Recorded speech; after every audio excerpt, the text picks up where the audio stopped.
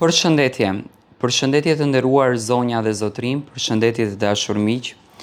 Ja ku po ritakohemi me mua Tirona Lilin për të ndarë letrën edhe rrëfimin e radhës. Një letër që në fakt mua më ka tronditur dhe më ka befasuar se si mundet një djalë xhaxhai të vendos për fatin e jetës së vajzës së xhaxhait të tij. Do me thënë është një martesë me pa dëshirë, por një tmerr i vërtet që është shkruar nga kjo vajzë. Përshëndetje Tiranë. Unë që po të shkruaj jam një gocë mirëditore që sot jetoj në Greqi, por kam një histori shumë të trishtë dhe do doja që ta ndash me publikun. Unë kam nevojë për një ndihmë. Ndihma të cilën e kërkoj është një mesazh, një koment, sidoqoftë ai, për një vendim që unë dua të marr në jetën time. Nga familja ku unë vi, ne jemi 3 vajza. Unë isha vajza më e madhe. Motra ime që është 2 vite pas meje dhe motra e tretë, më falni, që është 4 vite pas meje. Jam rritur me dashurinë e mamit, por me diktaturën e babit. Babi ishte diktator, ishte njëri që luftonte vetëm për pushtetin e tij, dhe ne ishim mësuar më që fjala e babit ishte ligji dhe duheshte t'i ktheheshim me të njëjtën qetësi, ashtu siç e bënte nëna ime për vite e vite të tëra. Jam rritur mes dhimbjes së madhe, ku një baba gjuante e boksonte nënën në sy të fëmijëve, ku një baba tmeronte dhe trondiste fëmijët e tij për pasiguritë dhe budallalliqet e veta, për një baba i cili e bënte të pamundurën të mundur për të vazhduar alkoolin e tij dhe për të vazhduar jetën e natës në Bixhoze. Babi asnjëherë nuk ka qenë i lidhur me ne shpirtërisht edhe familjarisht. Ai gjithmonë ka qenë më së shumti i lidhur me xhaxhin, me fëmijët e xhaxhit, me nusen e xhaxhit, sesa me mamin tim. Vendimet në familjen tonë i merrte nusja e xhaxhit. Ishte ajo bosja pothuajse në çdo gjë.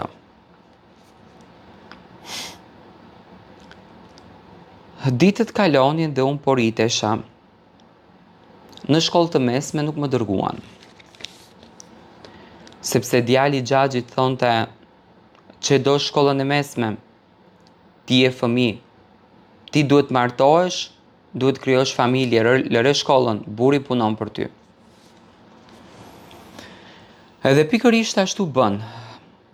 Sipas babit, djali i xhaxhit kishte gjetur një burr. Një burr i cili mua do të ma kënaqte jetën, do të më bënte të ndjehem princesh dhe nga familja jonë duheshte të del më një vajzë nuse. Të them të drejtën që nuk më pyeti njeri a e do, a se do, a ke ndjenja për këtë djalë. Thjesht ka ardhur babi në shtëpi, e mbaj mend ka qenë natë dimri, edhe më tha i biri filanit fistekut të ka kërku për nuse, nipi im thot që është dera më e mirë dhe ti duhet të shkosh. Duhet të shkoj me një djalë që unë nuk e njihja. Por ishte presioni i babit dhe unë nuk thash dot jo, mami më shikoi në atë moment në sy edhe vetëm e shkeli syrin duke më thënë që hesht. Erdhi dita që duheshte të takoj burrin. E takova, në dukje është shumë i bukur, ka pamje gjithçka. Dhe aty pak më ngroh shpirti. Thash, hajtë se djali i xhaxhait edhe nuk është aq i pist sa që të mendoj keq për mua. Por që në ditën që ne u martuam, pas asaj bukurie, fshiheshte një burr i cili luante Bixhoz, pinte alkool, më rreh natën e më maltreton. Dhe më përmendën shpesh herë që djali i xhaxhait tënd më mori borxh pare dhe u lidh me mua për ty, Dhe sot nuk mi jep lekët e mia, të cilat unë i kam fituar me djerës këtu. Një histori në fakt që unë as nuk e di dhe as nuk e kam dëgjuar. E kam pyetur nënën sepse unë bëj 5 vite martesë. Nëna ime thot që nuk dim ne një gjë të tillë. E kam pyetur babain se mos ka bërë një diçka.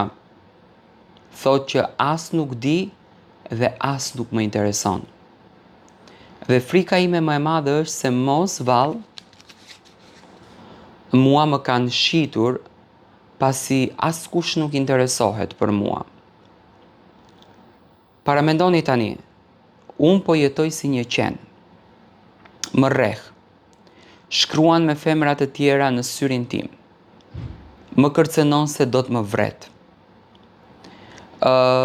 Zënka më e tmerrshme që ne kemi kaluar ka qenë para një jave që, me thënë të drejtën, aktualisht akoma më dhëmb koka shumë, që ai njeri ushtroi dhunë të tmerrshme tek unë, vetëm e vetëm sepse unë nuk e kisha bërë gjellën ashtu siç ai dëshiron.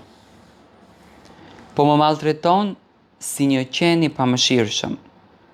Nuk i intereson as për çunin që e kemi 2 vjeç. Ndonjëherë them që të marr djalin edhe të iki të jetoj vetëm. Qoftë edhe në një apartament të vogël, qoftë edhe në një qosh sokak. Ku askush të mos e di se ku jam, ku askush të mos e di se çfarë unë po bëj. Por kam shumë frikë.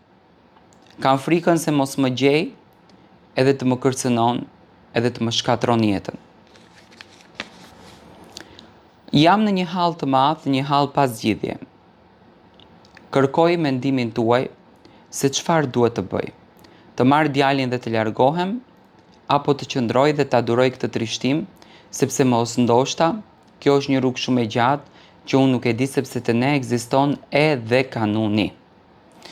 Do të thënë vajza në fjalë bën një pyetje se çfarë duhet të bën dhe si duhet të drejtohet. Tani, për mendimin tim, unë mendoj që ti një herë duhet të ulesh edhe të kërkosh sqarim nga bashkëshorti me të cilin ti je. Ta pyesësh se çfarë në të vërtetë ka ndodhur. Ka qenë një martesë me pëlqimin e zotërisë në fjalë, apo ka qenë një martesë e cila ka ardhur si pasojë e një situate, e një ngjarje që ka qenë një marrëveshje me familjen tënde. Ky djali mund të ketë qenë i ndarë, mund të ketë patur fëmijë që ti ndoshta sot nuk i din, edhe me familjen tënde ky ka rënë dakord që ty të shesin edhe ky ta vazhdon jetën e tij. Por për mendimin tim, përfundimtarja, është më mirë që të largohesh, të shohësh jetën tënde.